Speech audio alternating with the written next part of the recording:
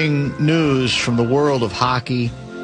As many of you may know by now, Claude Lemieux,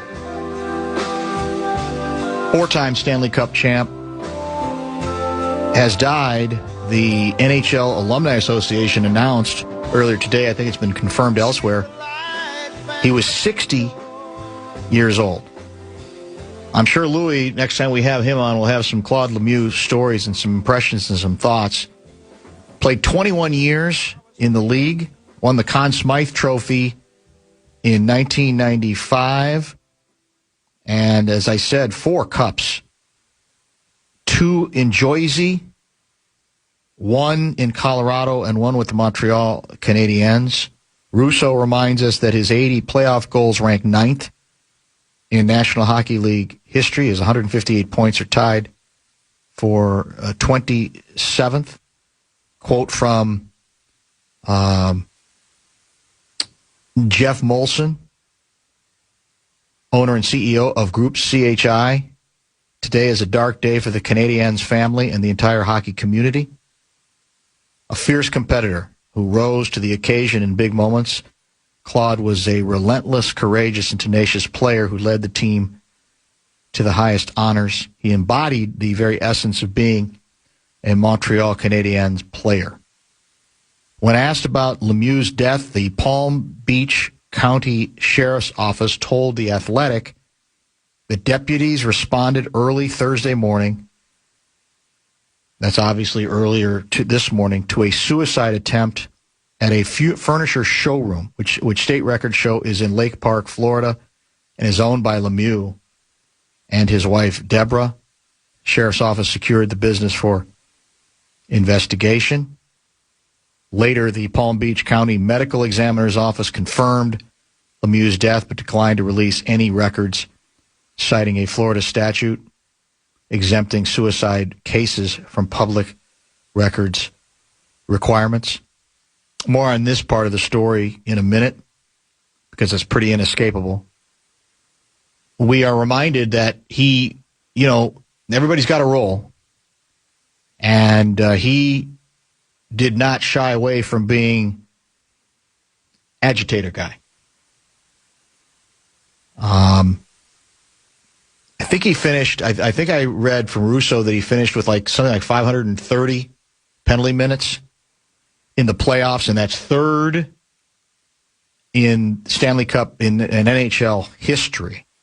Almost 1,800 penalty minutes all time. Which is his whole career. Absolutely stunning. But he seemed to be, obviously, he was clearly more than a goon, though, right? That's the point. He brought different things together in a way that we usually associate penalty minutes. Well, that's what he does. That's it. But that's not all he does, or not all he did. And it all, in his case, seemed to work together and had a great deal of talent. Later in the piece that Russo and others from The Athletic put together, they note that Monday, Lemieux was back on the playoff stage in Montreal. This was before Game 3 of the Eastern Conference Finals between Montreal and Carolina. Donning a Montreal sweater, Lemieux carried the torch into Bell Center and fired up the home crowd. There's a great photo of him doing exactly that. A lot of video as well, no question. 4 children, including longtime NHLer Brendan Lemieux, who played this last season in Davos, Switzerland. Also got a younger brother who played several years in the NHL. And there's very little beyond that's known publicly.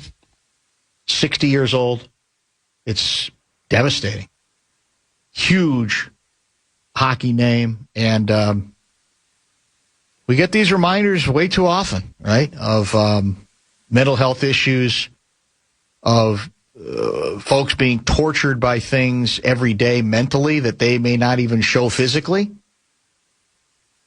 And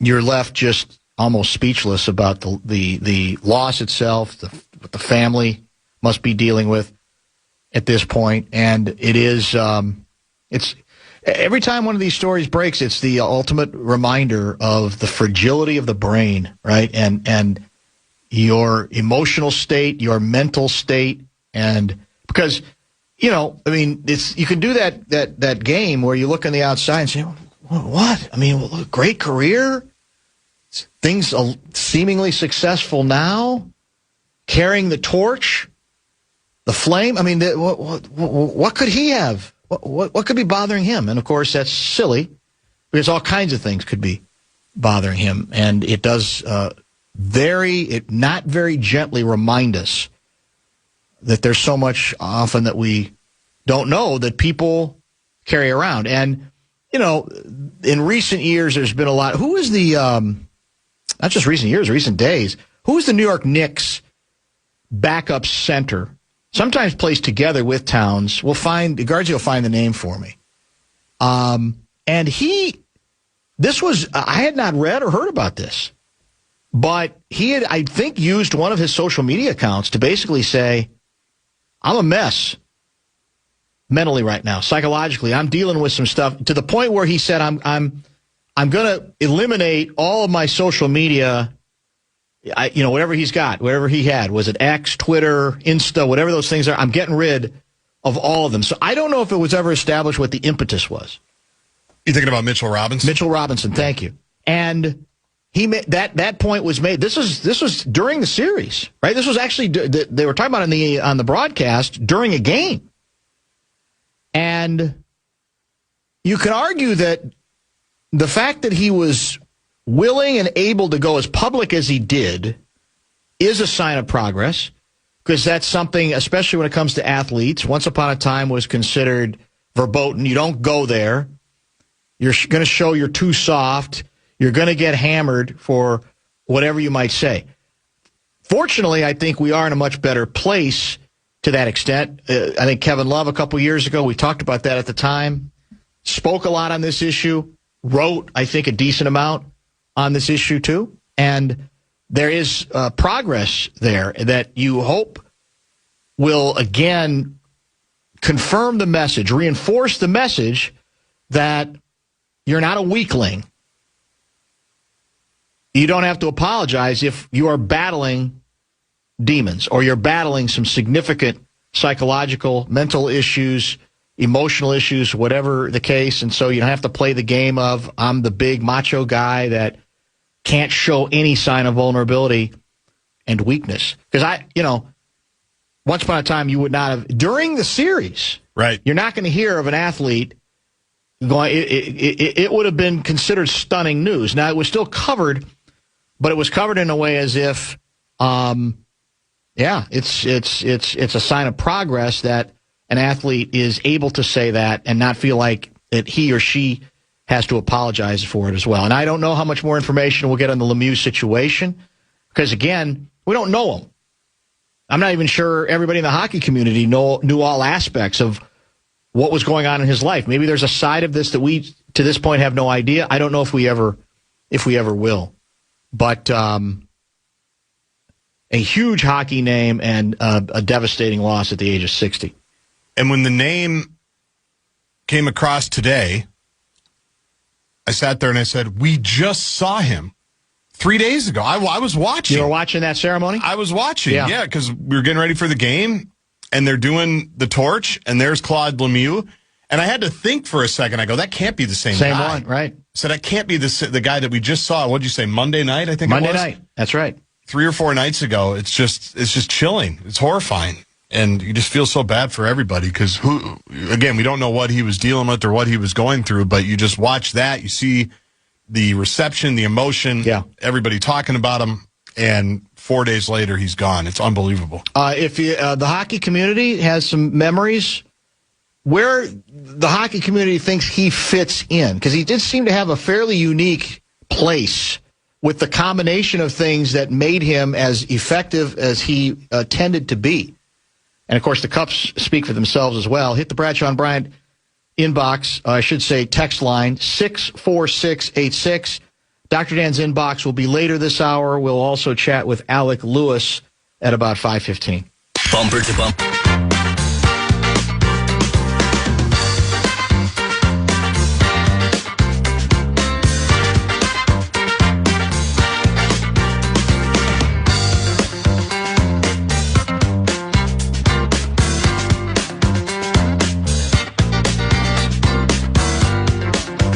Grenade Guy writes, Michael Phelps led the modern way in publicly addressing mental health issues. I think he was also kind of front and center, correct? He has been. Yeah. There's several. I mean, I don't think anybody... I mean, he obviously has a huge platform. But as odd as this might sound, for breaking through a lot of really antiquated ideas when it comes to mental health, when we're talking about sports, I think it ends up being bigger when athletes who participate in team sports make the point. You could say it shouldn't matter, but I think in team sports, there's that feeling of, well, am I letting my teammates down, or is that a sign of weakness? When you're competing on your own, as Michael Phelps did, obviously the pressures can still be great, but I think it's in the team sports where it ends up resonating with the people, and maybe even with other people who play athletics and are involved in team sport activity. Bradshaw and Brian KFAN text line is open at 64686. It is confirmed that Shohei Ohtani pitched last night, and he's angry with himself. Oh, no. He pitched 6 innings, gave up no hits, and he was livid. 6 innings. What was he mad about? Walked 4, gave up a run. Oh. And I think the Dodgers lost the game. He also, the second consecutive time that he was the starter, he led off with a home run. That's all he does. It's amazing. And again, I don't want to say nobody cares, because people care, but every day we have another story that indicates that he's nowhere near as big as he should be. Really isn't, if you're aroused by excellence. But, he didn't have great control, so he did give up, so that's an earned run. So he threw a 6-inning no-hitter, right, and his earned run average went up by, a few percentage points. He's still well under 1, as we talked about yesterday. But he was not very happy with himself. Do you know about the Becky Hammon controversy, by the way?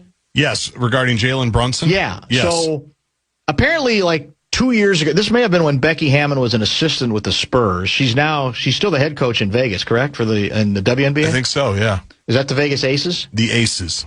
So, an enterprising reporter filed away what she had said at least 2 years ago, I think, about Jalen Brunson. And I don't even know how the subject came up, but she basically said, Jalen Brunson's a really good player, but you can't win a championship if he is your number one guy. And she put that on the basis of height, pure height. Being a small guard. Small guard is just not going to work. So we got these, this now the Knicks are waiting. So you got, I think, people, well, what kind of weird angles can come with? You know what? I'm going to track down Becky Hammon, go back at her and say, what do you think of Jalen Brunson now? Right. Now, my comeback, if I were Hammon, would be, did I miss it? Did the Knicks win the title? Well, that's kind of been her comeback. Did she say that? Yes. Yeah. Because she's been asked about it. I don't have it right in front of me. More than once, maybe. Okay. The paraphrase is, if he makes me eat my words, he makes me eat my words. But then she goes, I got to be honest, I think the 2 best teams are in the West. Yes, I heard that part too. So I think that's kind of her comeback. Now, again, this is odd because how do I put this? I don't think she has to apologize for anything. I like that she didn't curl up in the fetal position. And I'll say again, it was a cool question to ask because it's gotten great reaction. But technically speaking, don't you ask it after the Knicks win the title? Because, sorry, he and the Knicks haven't yet. I think a lot of people like the team. They like the way they've dominated. Yep. But if all along the number one theme nationally is the 2 best teams are in the East or in the West, like she is saying, then don't you kind of have to wait before you go, well, what do you think of him now? What kind of apology do you want to give? The guy who feels annoyed through all of this and has been quoted on this a couple times, and it doesn't take much to get him annoyed, is Isaiah Lord Thomas III. Isaiah is reminding people that, I'm going to raise my hand here. Do you remember me? Because I'm a little guy.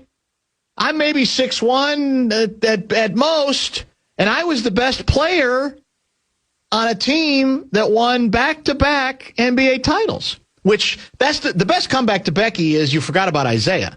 Now, maybe she thinks of Jalen differently. Yeah. Or it's just a different era. But yeah. Isaiah, same size, definitely best player on those two Pistons teams. Not any question whatsoever. He may remain one of the more underrated NBA players basketball players of all time. Terrific college player, led Indiana to the title in record-breaking fashion. I mean, I think their average margin of victory was like almost 20 points. And very good. But I like that she didn't back away. You know, she didn't really. And I think the larger point she's trying to make, and it's still, we'll see if it holds up, is and the other thing that where Jalen gets kind of, I think, graded down is he's viewed as not real athletic, right? Now, you could say, in a sense, that's an even bigger compliment to what he has been able to make himself, right? Because his footwork is second to none. He's got remarkable footwork. He sure as hell, despite his size, gets to the basket. Yes. Right? Creates separation. Not a great guarder, not a great defender, but does a lot of other things well. So I guess I understood the question, but there was something that kind of bugged me about it. Like, okay, once again, there's 1 billion people out there. 1 billion. Whatever the number is. She took a stand, made a comment for whatever reason, like 2 years ago, and are we kind of the problem where we think, like, she's got to answer for this position that actually a lot of people have had and, you know, might not be totally fair to Jalen Brunson, but I don't think necessarily means you think Jalen Brunson stinks. No, and you just hit on the part that's amusing to me. You can go in the last month on any show with 1 million different experts, our show, the ESPN shows, the Sirius shows, you can find things that have not held up very well from series to series where people have completely changed their opinion on something or said something that turned out to be, whether it was preposterous or not, certainly untrue. So why are we isolating Becky Hammon from like 2 years ago? Yeah. And let's just throw out an example. She's a captive audience, and it's like, and we got her. You know, we can box her in, I guess. I don't know. And maybe the comeback is on some of these shows that are on every day. Like, you could go, and we've done it, you could go find 5 different Kendrick Perkins sound bites from the last month and a half that are all contradictory, and a lot of them turned out false. After the Wolves won Game 1 against the Spurs, said the series was over. There's the example. And again, I don't hammer him for it, because we all take our shots at this. But how do you decide? Well, this is the one. Yes. Where we got to nail her to the wall. We got to hold her accountable. Now, Texter is claiming she moved the goalposts. That what she said originally was they wouldn't get out of the Eastern Conference. I don't know if that's true. Oh, interesting. But I would have thought she would have brought that up if indeed that was what she had originally said. But I don't know the answer to that. Well, hopefully we get to the bottom of it. Hopefully she's held to account. Somebody's got to. For what she has said about Jalen Brunson. Yeah. Matt from St. Paul on the tragic news on Claude Lemieux. Dan, as a kid growing up in the mid to late 90s at Minnesota, did not have a hockey team. I instantly grabbed onto the new Colorado Avalanche. One of the best rivalries of the last half century between the Red Wings and Colorado was all started when Lemieux hit Draper. Lemieux could be a bruiser. He could be a goal scorer. He was a perfect role player, a complete hockey player. That is Matt from St. Paul. Bottom of the hour break. It is indeed time to open up Dr. Dan's inbox. Alec Lewis on Vikings camp. He is going to join us after the top 5 at 5. Stay tuned. You're listening to Barrero on The Fan. It happened.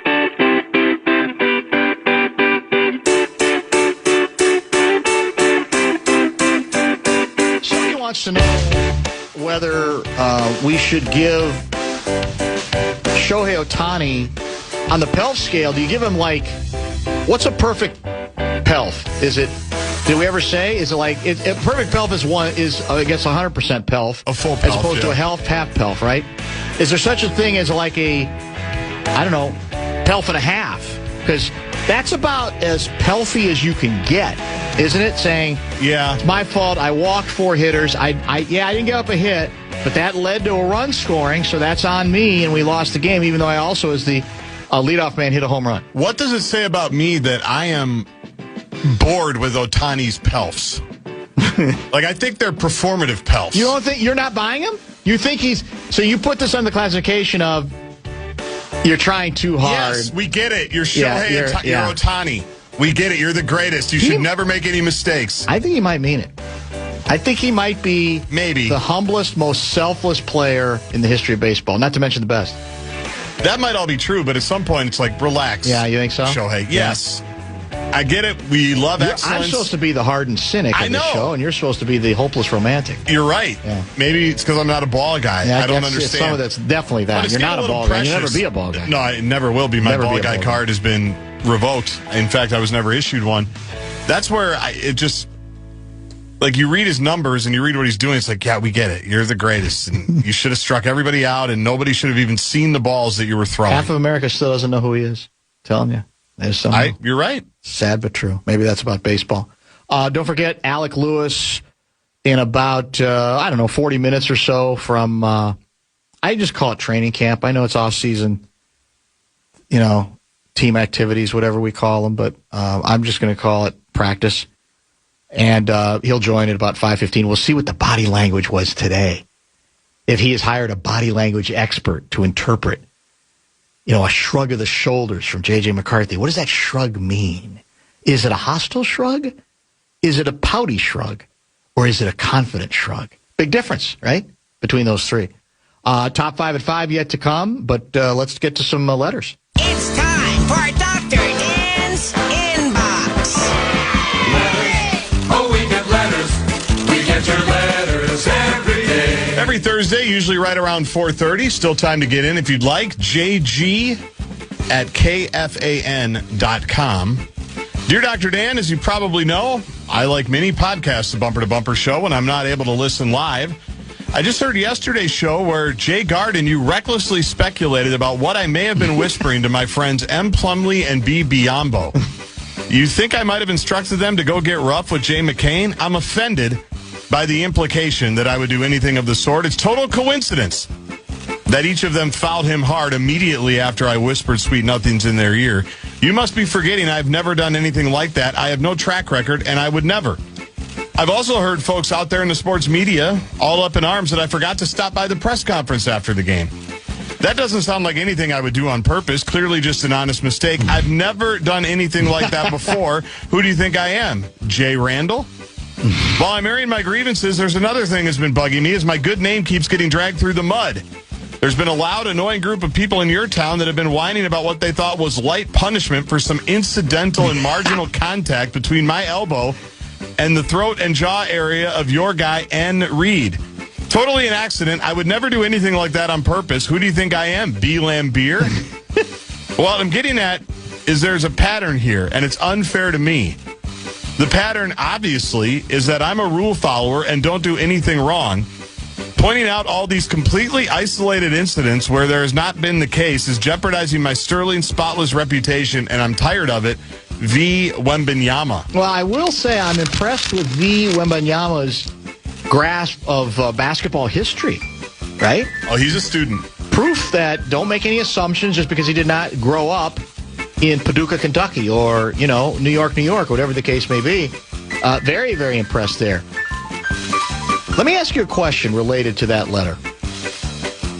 Game 6 is tonight, right? Yes. Must win for the Spurs. Yes. OKC is up 3-2. They are. What's Wembanyama's first name? For this bit, it's V, but it's Victor. Yeah. If V. Wembanyama lays another egg tonight, will the Jackals, who have already called him the greatest player in the history of basketball, turn on him? Will that be enough that there will be this tide? The other way, say, whoa, where's Victor? What happened? First time he really gets challenged? He goes belly up, including at home? I'm just wondering. I'm just throwing it out there. I'm not saying that would be the case. But don't be surprised. Now, he is at home. The assumption is he knows, again, what's at stake. The last time they were in a must-win situation, he was absurdly good. Yep. So there's every reason to think that tonight, he'll rebound from not just a bad shooting night, but a poor rebounding night. Was it against, who was it against that he had 20, he had one game where he had 24 rebounds. Was that against us, or was that the next series? I don't remember. I feel like that was game one. Might have been game one. It might have been. It might have been against us though too. It could have been both. That's what Dr. Dan's watching tonight, man. Because when it turns, it's the cliche. Build him up, yes, so we can tear him down. And it'll be like, boy, turns out he's got a longer way to go than we thought. 2 straight games. Where's the Wembanyama? What happened to him? So that will be among the many reasons to watch. Will the Spurs collectively rebound tonight? And more importantly, will the greatest player who ever lived rebound? It is funny how we've gone from he's ahead of schedule, they're ahead of schedule, to what's wrong with them? Yes. What happened to them? Life moves fast, man. What did you just say? Ferris Bueller. We just did it a few weeks ago. That's exactly it. Right? Life you might miss it. It was pretty fast, yeah. You might miss it. If you don't stop, you might miss it, I think. Dr. Dan's Inbox. By the way, we're getting a couple of texts from S. Curry as well saying, you mentioned I. Thomas, Dan. What about S. Curry? What about me? Yeah, I mean, I think, I don't have the heights in front of me. Curry's definitely a small guard. Yes. Right? Yep. No question about that. So, yeah, I mean, I guess you'd have to include him in that because do we agree he was the best player on the Golden State teams? The first and the last one for sure. K. Durant was on the middle too. Yeah, the first. And they probably don't win the title without him. That's true. I thought Hammond brought him up in the original bit. Yeah. Because he's so different. To be honest with you, the reason I made a bigger issue of Isaiah Thomas is he spoke up, which I thought made it timely. But secondly, with all due respect to S. Curry, probably the greatest shooter who ever lived, Thomas had more responsibilities. I mean, he was the engine that ran. Now, he had a great backcourt mate, Jay Dumars. Right. But he had to run. He wasn't just a shooter. He was the ball handler. He was the guy who had to run that offense and was, again, as I said, I think completely underrated. Remind me, I've got a text that came in from a guy who claims that on that Indiana run with Isaiah leading the way to the NCAA title in, what year would that have been? I think 81? Yep. That he was on one of the teams that the Hoosiers played in the tournament. He actually played against Isaiah. I would like to weigh in on that. But I go love ahead. it. Dear Dr. Dan, I'm writing today just to say thank you and ask a favor. Thank you for believing in me. I'm sorry it may feel like I've let you down, but I'll remind you, in my eyes, the best team in the Eastern Conference will not be playing in the finals next week against the Thunder or the Spurs. I know I said after the game where we got swept and lost by nearly 40 that I want to stay in Cleveland, but I have to say your support really moved me. Do you think it's possible T. Conley could make a trade and bring me to Minnesota, and would you still support it to bring the beard to the T-Cities? This from Jay Harden. I don't know if Jay Harden's ever written in before. No, yeah, I don't think he's Your ever. Your guy Harden. Do we call it, was his nickname the Beard or just Beard? It was the Beard. I think it's the Beard. The Beard. I think you're right about that. You don't hear it quite as much. I think, by the way, it's the most pronounced, bushiest, most impenetrable beard he's ever had. It's an incredible beard. It's a work of art, is what it is at this point. How do you keep that clean? Do you know? I don't. I've never really had a beard.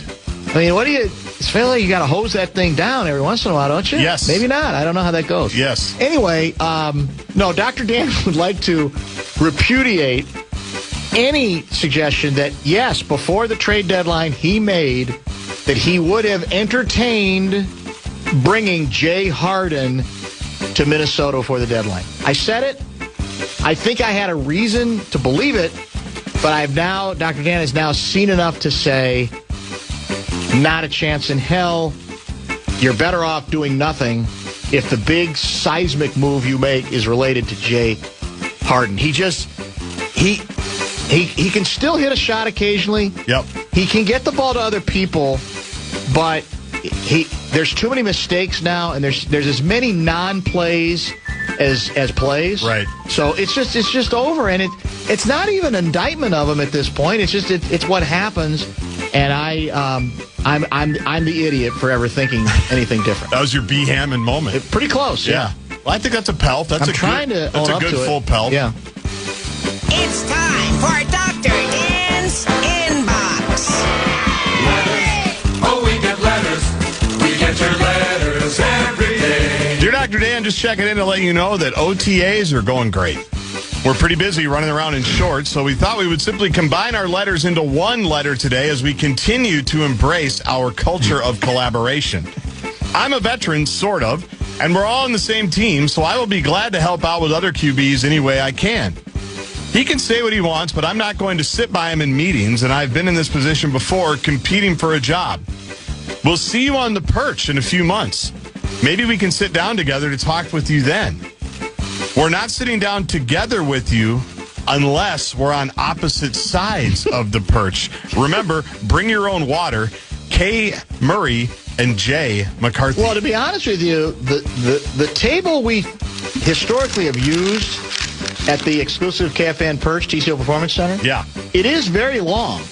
Plenty of room for awkwardness. You could definitely, if you have one QB on one end of it and the other QB on the other end, there would be sufficient distance there, I think, as you say, to fend off any of the tension, right? So, Dr. Dan's not optimistic we'll get either quarterback, quite frankly.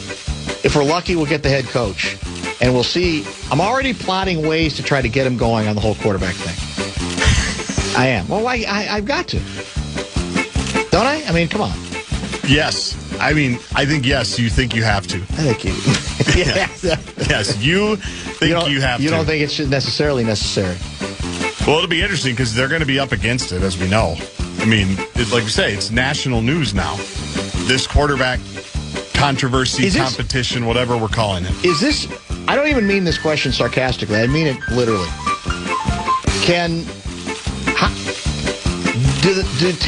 Are teams even allowed to practice enough anymore to get any kind of meaningful handle on a position battle? Because, especially the quarterback position, which is different. Because, again, the beauty of somebody, well, he's the guy. We already know he's the guy, is then you don't have to worry about, well, are we seeing enough stuff from him? No, we've already seen enough in the offseason. We've anointed him, whatever the case may be. I think even the collaboration guy acknowledged to us that there's so many limitations in terms of how much you scrimmage, how much you practice, how hard it gets. It's true. I mean, can you just figure it out in shorts and occasionally throwing the ball against air? I don't know. We'll find out. I guess we'll find out. Yeah. We thought Jay McCarthy was the guy, and everything there was about practice, right? That's true. Well, practice before he got hurt. Was it at the practice where basically PA lost his mind doing play-by-play on how many bad passes that Jay McCarthy did? Yes, he was not happy about that. Little did we know how prescient that turned out to be. You're right. We thought, okay, it's day one, we're having fun, what's the big deal? But sadly, it never really got all that much better. My favorite part about that was when he made the good throw. I think it was a touchdown, and you said something like, "Oh, that's a nice throw from JJ," and PA just turned around and goes, "He was sacked." That's right, he did say that. Gave him no credit. He did say that. Yeah, the PA panic button. Maybe that's what we have to watch for. Because once you've lost PA, then you probably know. We just thought it was one of those days for PA, but the PA panic button was pushed. Dear Dr. Dan, I am so back. Employers are bringing their employees back to work. Summer construction season is in full force. Oh, tell me about it. There's no benefit to try and contemplate if there's a better way to get across town, taking 394 to 94, traveling down 100 and hopping on crosstown. I've even found ways to slow down those that think they can escape by taking city streets. Just sit back, relax, everybody, and enjoy the P-Trip morning show in the morning and Bumper to Bumper in the afternoon. Sincerely, T-Cities Traffic. I'm glad this is almost eerie that we get us getting a letter on this today, because today I thought, okay, I've given up coming from the west on 394 because now it's not just that obviously our exit is not going to be available until Christmas. Yep. They've also taken away one of the 2 lanes besides the same lane, right? Yep. So I'm going, okay, all right, I'll outsmart them. I'm going to just come down 7, and then I'm going to go back door via the Louisiana exit of 7. To Cedar Lake? Yes. Yeah. Not knowing. I know where this is going. That, and I see the detour signs ahead, and I'm going, well, it'll be, I know where they're doing construction on Louisiana. It'll be on the other side of Cedar Lake, won't it?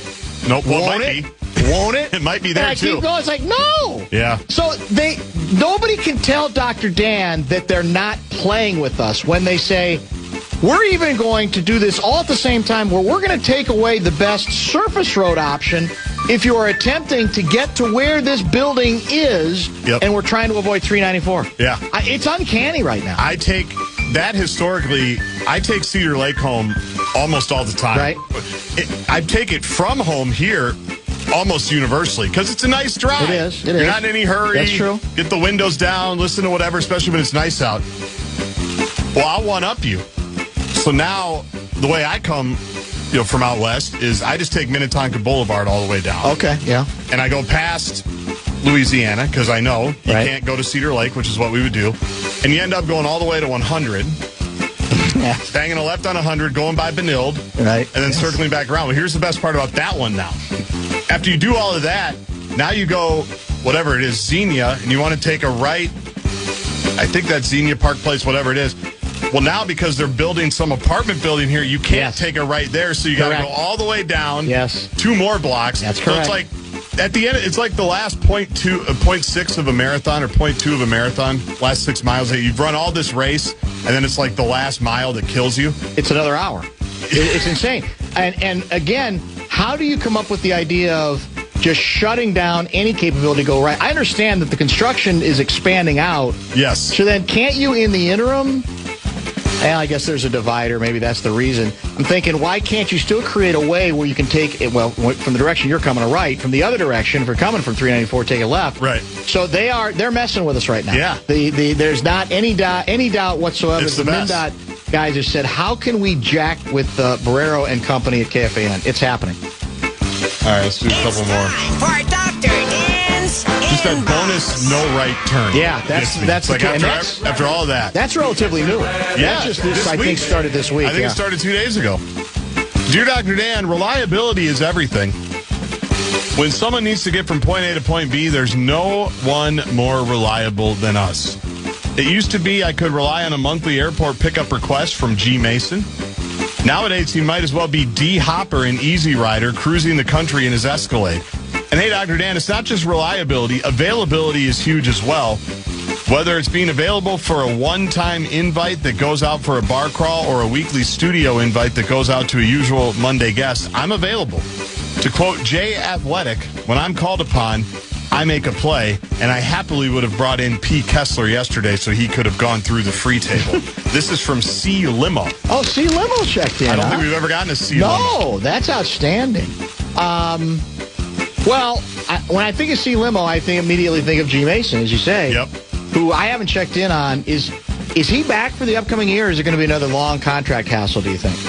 I would say both of those statements are true. It's tradition. Yes. I wonder how much, do you know how much travel? Has he been on the road a lot again? I don't know. He's in a couple of group chats with me. Oh, that's right. That's what you said. And he hasn't responded to many of them. So he must be going dark. Yeah. Well, the beauty of C. Limo is then you don't have to worry about that. They'll take care of the detours. They'll find the right way. Or you don't even notice the detours. It's so comfortable. And they'll plot it out where you don't even have to worry about it, and you don't any longer have to get aggravated by it. But it's now... You just have to prepare now. A commute that used to take about 20 minutes is now about an hour and 15. Yeah. At least we can get home fast. Yeah. Until they mess with that, too. They will.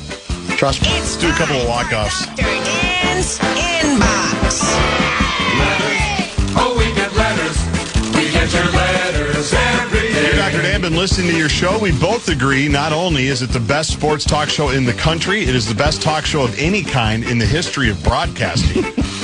Kay Perkins and B. Hammond. Yeah, well, there's a lot of that, like you said, and it's the hazard of your calling card being opinion, right? And offering up predictions. And as you say, in the case of Kay Perkins, he's bordering on Bayless territory, I think, in the last several months. Although I will add, I'm still entertained by him. I don't always agree with him. I love him. But I'm always entertained by him, and I still think he serves a very effective purpose. Here's what's going to be interesting. Let's say whoever from the West wins, either team, knocks off the Knicks, and let's say they beat them in 5. So does the reporter... Well, I'll put it this way. Will there be a reporter who has the cojones to go to Jay Brunson to say, what do you have to think about what Becky Hammond said now? Do you feel like she was probably vindicated? Will somebody do that, in fairness? Now, he didn't do anything, except he just played. But I feel like that Hammond should get some kind of justice on her side if indeed the Knicks do not finish the job. I hope she brings it up. Yeah, well, knowing her, she might. She'll bring the receipts. I don't think she's afraid of that. Yeah. Dear Dr. Dan, yes, it was awkward and wrong, but one of these years, can we finally let the C. Weber thing go? This from D. Con. Yeah. I think the answer to that is no. The answer to that is never. Dear Dr. Dan, I do, in fact, need to be hosed down once a week. That from Jay Harden's beard. That one came in late. Right. And I like this one to end it. Dear Dr. Dan, if you ask me, S. Otani has not taken himself to task enough. M. Pelfrey. Very well played. Top 5? Eastern Conference Finals continue as Carolina looks to wrap up their series so they can take on the Avs next week in the Stanley Cup Finals. The Twins continue. Who has home ice? I think it's in Colorado. I think Game 1's in Colorado. Right. Yeah, the Twins continue to lose to the White Sox, and will preview Game 6 of the Western Conference Finals in the NBA. And then Alec Lewis on the Vikings quarterback situation and who did all the right things mentally, physically, etc. We'll find out from him at 5:15. You're listening to Barrero on The Fan. From the 1-800-ASK-GARY traffic